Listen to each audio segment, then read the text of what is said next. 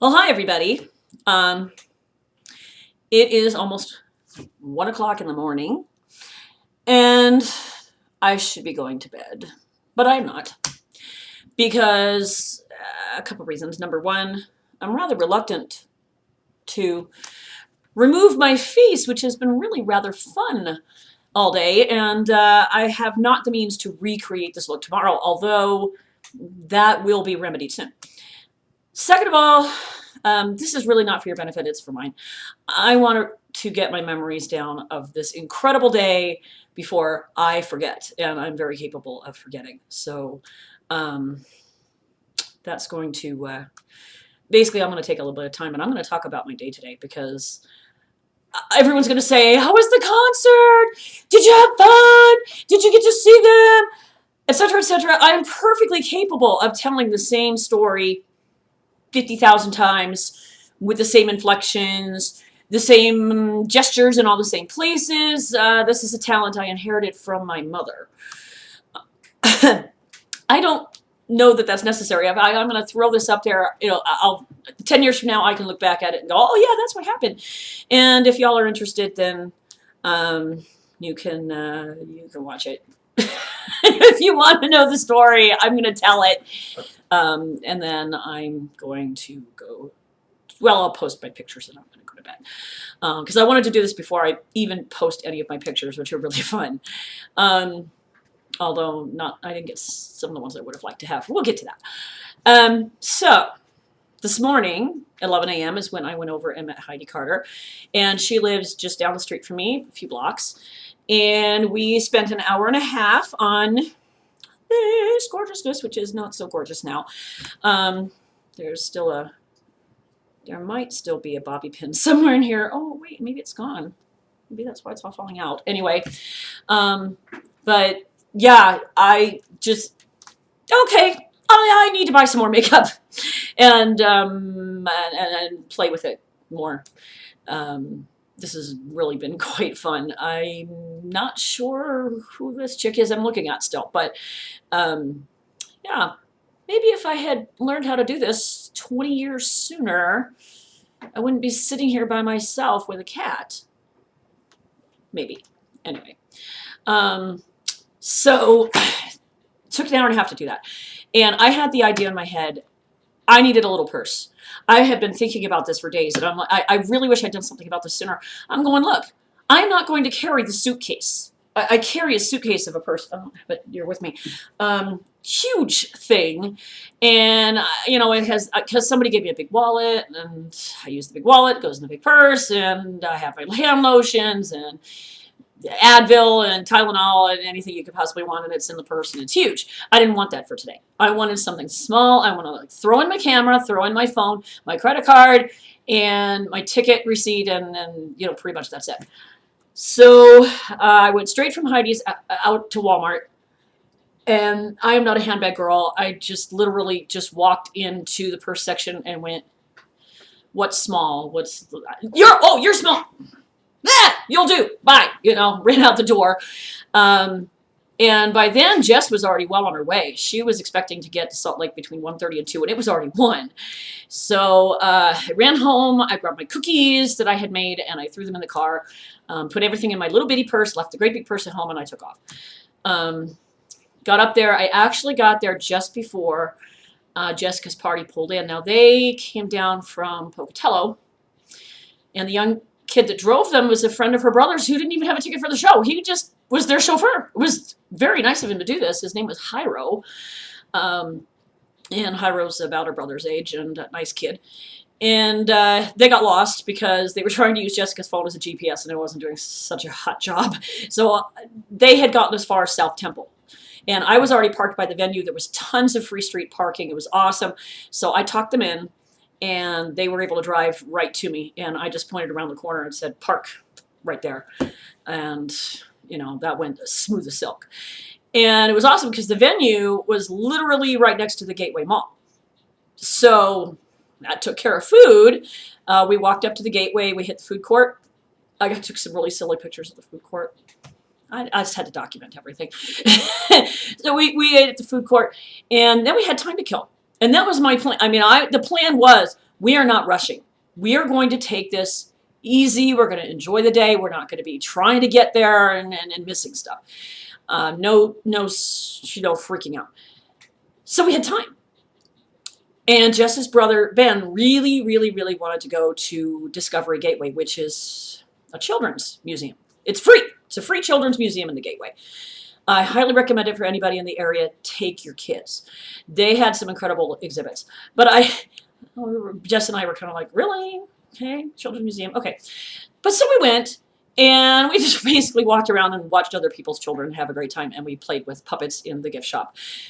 Again, took some silly pictures. I took some adorable pictures of other people's children enjoying themselves at the museum. There you go. And the whole time, Jess and I were looking at our watches going, is it time to go yet? Is it time can we go yet? Is it time to go? We did a fake newscast. You'll see. It's really silly. Yeah, you wouldn't expect anything less from this girl. It's pretty silly. And I think she thought I was crazy, but she was a good sport and played along. Finally, I don't even remember. We were supposed to be there at 4:40, 4:10-ish, 4:05. My watch is a little fast. Finally, we were just like, bye-bye, boys. You know what? We're leaving. See ya. Ben had a meet and greet ticket, but it was not the full-on sound check deal. So his meet time wasn't until 5 o'clock, but we had to be there at 4:40. And so Jess and I strolled back to the car, got out my big bag of cookies, put back the ones we'd been eating, and we found out where to stand to be in the VIP line. And the whole process started. And they had this thing down like clockwork. It was really well organized. And they got us in there. One note. Standing in line. There's this group right near us. And for the life of me, I could not figure out why this blonde girl looked very familiar to me. I'm thinking, I don't think I've ever met her before. Where have I seen her? And finally, I asked her, I'm in the line, I'm like, you look really familiar. She said, you look really familiar too. And somebody who was with them said, well, maybe you saw each other at the Sarah, which was the show that Pentatonix came to in 2012. And she looked at me, she says, yeah, I was on stage for that show. And I said, I was the other girl that they brought up on stage. We were like, ah! So we took a picture together. It was really funny that we both ended up in line at the same place. And her group had snagged the $200 private performance tickets. There were only 7 of those that were even available. And their group, I think, got 5 of those 7. Wow.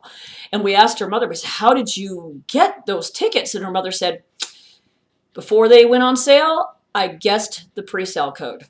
And we got them. I was like, okay, wow, that's amazing. So we went in, we walked into the lobby. We could hear them warming up. And I got to tell you something. That was insane. I wish I could describe to you. I wish you could have all been there. I was hearing this boom, boom, like this bass sonic boom. I'm like, holy crap. That's Avi. That has got to be Avi. I was like, oh, wow. Oh, is this ever going to be a show? Holy cow. He is shaking the whole building. This is amazing. They lined us all up for the sound check first. So after they actually had really done most of their sound check. This was a little, like they call it, sound check party thing. So it was a group of only maybe, I want to say 50 people maximum. And we walked into the venue. They were up on the stage. They were like, hey, they were so happy to greet us all. Didn't see me and Jess at first. They didn't see us up from that stage. They performed one song for us. They did Need Your Love, which they did later on in the show. Oh, the sound that came out of those speakers. I can't even tell you. It was so good. Oh, look, there's my bobby pin. You know what? It's going bye-bye. Bye-bye, bobby pin. It was amazing. Oh my gosh, their sound. Their sound is so good. Sometimes people have a disconnect between a band's studio work and what you hear live. That does not happen in this case. The only disconnect is they sound better live than they do in the studio. It was amazing what we were hearing. I was like, oh, this is going to be so good. They were so good.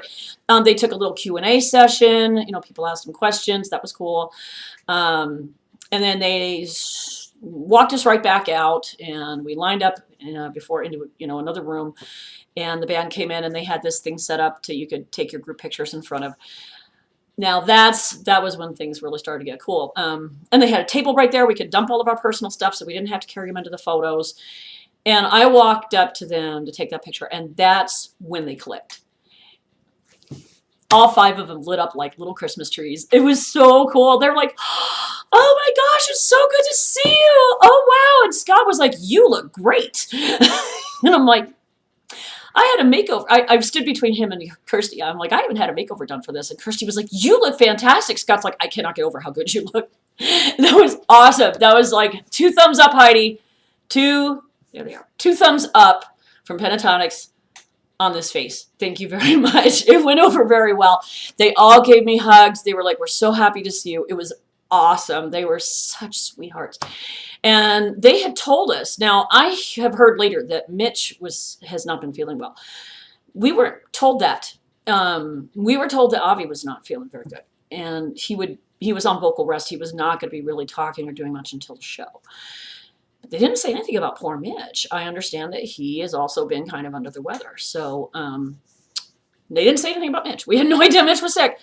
And so they told us Avi probably wouldn't be talking to us much.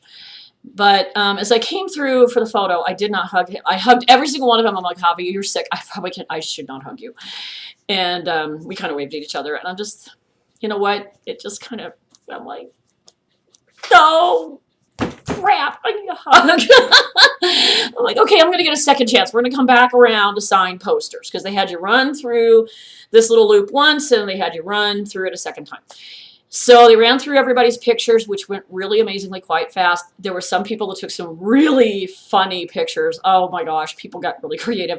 One little girl who had to be about 9 asked them to pick her up. They like picked her up and held her like sideways across in front of them. They all made faces. It was great. They were such good sports. And then we looped back around. Oh, shoot. Okay, no, it's still recording. Okay, for a split second, I thought this was not recording anymore. Okay, it still was. Anyway, so we came back around to have our poster signed. Oh, by the way, this is the really cool bag we got. In the bag, there is a commemorative ticket. It's holographic. It's really cool. This is the ticket you did not actually use to get into the show. Your ticket looks actually more like this very boring piece of paper. So you get a commemorative ticket, a little card to tell you where to download your group picture, and your lithograph poster to have them sign, which they did. There's Kirsty, and I can't tell. There's Avi in the middle. That one that's Kevin's. So that must be Kirsty's, or is that, oh, and there's Scott. Anyways, there they are. And as I came through to have them sign this for me, that's when I handed my bag of cookies over. Kevin, I hit him in line first. I'm like, Kevin, do me a huge favor. Can you take these cookies off my hand, please? Because by then they were getting heavy. I had a lot of cookies in that bag. And I'm glad I did, too, because I found out later they have a huge crew that travels with them. They have like 15 people that come with them to do these shows. So I hope they shared them a lot. But Kevin kind of lit up. He's like, ooh, really? And I'm like, yeah, right here. He's like, ooh, let's just put those over here. And he peeks in the bag. He's like, oh, yeah. I'm like, yeah, you enjoy those. So and I came down through him, and Scott said again, he's like, oh my gosh, he's like, I cannot get over it. You look so good. And they were all like, we're so happy to see you. We're so glad you made it out. And I looked at Avi. I said, Avi, you know what? I know you're sick. I said, I really would like to hug you. And I'll be darned if that sweet boy did not stand up with a big grin, and he just reached out and he pulled me over into the biggest hug. Oh, yeah, that was a little melty. Oh, slow count of 5. He is such a honey. Oh, my goodness. Avi is a honey. I love it. I said, thank you so much. I said, I love you, kid. And honestly, I don't know what he said back to me. He actually said something back to me, and I'm pretty sure it was, thank you very much, too. Something like that. I just, he has such a low tone, and he was already talking low because of his voice, so I truly cannot remember exactly what he said, but I believe it was, thank you. But, oh, he's such a dear. That was, I can live on that for a while. Yeah, that was nice. So anyways, so they trooped us all back out. Then we wander around the lobby, and you like waited until they opened the merchandise table. And so you got to shop for merchandise without all of the general admission people. And yeah, I did. I bought a hoodie. I got a hoodie. Hoodie. This is my hoodie. Where is it? Come here, hoodie. Hoodie. Oh, you can't see it. Come here. Anyways, it's got a PTX down the side. It's got their little piano key logo in the back. There. I'm backwards in this camera, and it makes me nuts. But anyways, I bought me a hoodie and shoved it in my bag. I'm so glad I brought that little tiny purse. It was like the smartest thing ever. Everything was really light, so I didn't feel like I was weighed down with 1,000 things. And we had to wait until just a little after 6:30. Yeah, just a little after 6:30. They opened up the doors. And this place was like a warehouse. It was huge. It was this big building. They have, I think, 4 or 5 venues in this place. Let me see if, yeah, anyways, there's at least 4 venues. And this was their biggest one. And I'm pretty sure they said it holds from like 2,500 people. I'd have to look at their website to double check, but it was the biggest venue. And it was pretty much standing room only. They did have chairs in the back for the general admission, some of the general admission people if you wanted to sit in the seats in the back. But we were, needless to say, ran straight for the front, pinned down our seats. The show didn't even start till 8, and it was only maybe 6:45. We were perfectly happy to wait. Nobody was going to give up their spot, I'll tell you that.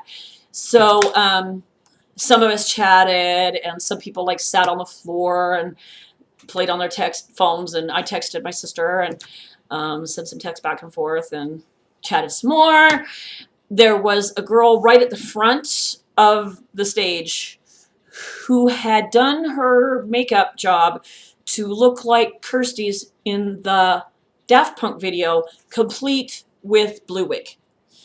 Y'all think I'm a crazy fan? Yeah, I'm a crazy fan. I ain't that crazy. This is as much makeup as went on my face. No sparkles down the face and the blue wig thing. No, I don't go that far. Granted, though, it did catch Scott's eye when they first got on the stage. He saw her first. He was like, whoa, I see some Daft Punk makeup right there. So she got the reaction I think she was looking for. But not for this girl. Anyways, so we waited, and this crowd was psyched. They were pumped. And the closer we got, the more noise came out of this crowd. It was like they were screaming, PTX, PTX, PTX. And when they hit that stage and the first notes came out of that speaker, I nearly just blow my hair off. I cannot tell you what happened for the next hour and a half. It was insane. I heard notes that came out of there that should not have been created by a human voice, that came up through the floor and shook you from the floor up. It was ridiculous. They were so good. The lights, the technical gizmo, whatever. I mean, the only thing that did not work was at the very, very beginning, there's a curtain that falls out. Like they're actually singing behind the curtain, and the lights come on each one of them, and the curtain's supposed to come down and reveal all 5 of them. It came down for 4. Avi was stuck behind the curtain, and the sound guy, like the stage guys, had to run and like yank the thing down. And I have heard from other people since that curtain trick has only worked once on the whole tour. So it stayed true to form and did not work properly for the beginning of the Salt Lake City show. But everything else went like beautifully. It was awesome. It was really well produced, and the sound, I gotta give 2 thumbs up to Rockwell at the Complex for a great sound system. It was, and I don't know, maybe they brought their own sound with it. I have no idea, but they sounded fantastic. It was sick. It was just so good. It was just sick. I wish you all could have been there. And I can't even, not much makes me speechless, but they make me speechless. They were so good. They were so good. And the crowd was so on fire. We could, just the screaming, the hollering in between each song. They were welcomed, like blew the roof off. They could not believe the response they got from Salt Lake City. They kept saying, they said, I think you are the noisiest crowd we've had. And they loved it. They soared on it. And the two that were sickly, no way could you tell they were sick. As a matter of fact, Avi told us, he's like, this whole evening I've not been feeling good, but the minute I heard you guys start screaming, he's like, it all went away. He's like, he's like, it's gone right now. I feel fantastic. They were running on adrenaline, and we sang our hearts out. They could not believe how much we sang, and I just had to laugh. I'm like, well, this is Utah. This is the birthplace of the Mormon Tabernacle Choir. So, we got a lot of singing people. We got very talented people in the Wasatch Front. And when they asked the crowd how many people were choir nerds, there were a lot of hands and a lot of hollering. There was a lot of people that loved to sing. So they were just astounded how much we sang along with them. And the parts where they wanted us to sing, we sang so loud that we just kept going. Like we did the final chorus for Natural Disaster like 3 times in a row. And Scott was like, I have never had that much fun singing that song. It was such a blast. It was such a blast. So show finally ended. It ended after 2 encores. We earned a second encore because we were that crazy a crowd. And I think they hated to stop singing. I think they wish they could have sung all night. They obviously enjoy themselves so much, and everybody just had a great experience. It was such a blast. So we finally leave. They shove us out the doors, and we went out to the car, and I have no idea what Hyro did for all the hours we were gone. I think maybe he went to a movie at the Gateway. Heaven only knows what he did. But he came down, Jess and Ben waited at my car, and Hyro came to get them. And they were, I had this understanding that they probably were not going to be able to stick around for individual pictures. But you can't help but hope that maybe you might be able to, maybe you can catch them at the bus. Sometimes that happens. I was willing to give it a shot. Hey, you don't get to be the silly, crazy concert-going fangirl all the time. I mean, tomorrow I have to go back to work and be a grown-up. So I stuck around, and I ran into a couple other people who also wanted to stick around. Got to visiting with them.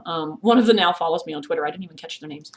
And we actually found the bus. We did find the tour bus, and there was nobody there. There was actually nobody there. There was nobody there. It wasn't blocked off, But, yeah, security did come over and say, y'all need to move along. You gotta go. Darn. But they gave us a little bit of hope. And they said, you know what? You're welcome to go down. You can wait down by the gate down there. And maybe someone would come and get you. Or like, okay, we'll go wait by the gate. After all, they have to come out the gate at some point, right? Whatever. So we did. We went down by the gate and waited. Now, in the meantime, this is the interesting thing, is there was a group of people that were still by the main entrance. The main entrance for this venue actually looked out on the back of the building onto this back lot. And there was some concrete steps that went up. Let's knock something over. Concrete steps that went up to this main entrance. And there was a group of people right there. And the people that I was with, these 2 girls and this guy, told me that those were the group of gals that came with BYU's Vocal Point, which is BYU's a cappella group. And Vocal Point was in visiting with Pentatonix.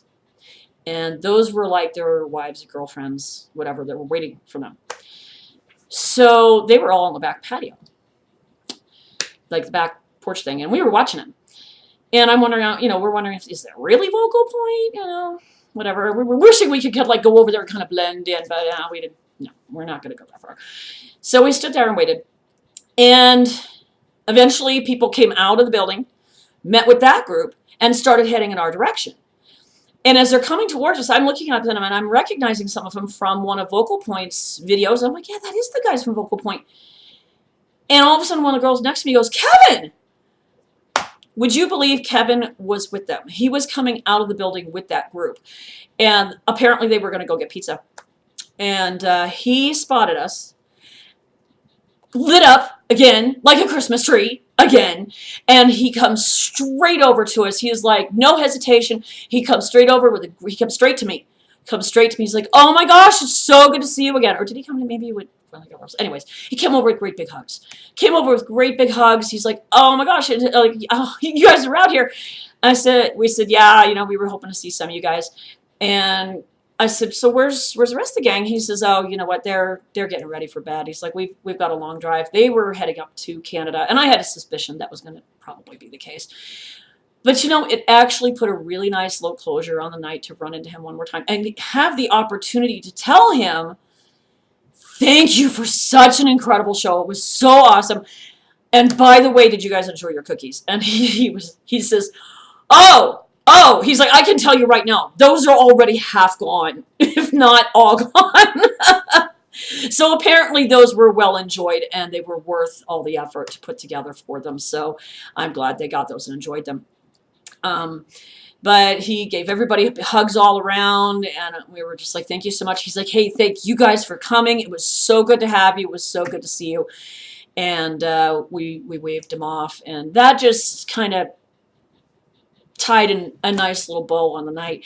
It really would have been nice to get some pictures individually with the rest of them, but this time around it just wasn't meant to be. And it doesn't surprise me because their tour schedules are getting heavier, and they really needed to be on their way, you know, probably pretty early in the morning. I suspect that they just slept right there in the bus. I don't even know if they stayed in a hotel. I think they just curled up in the bus.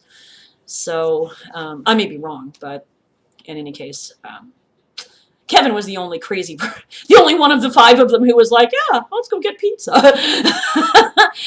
He doesn't surprise me. He's an Energizer bunny anyway.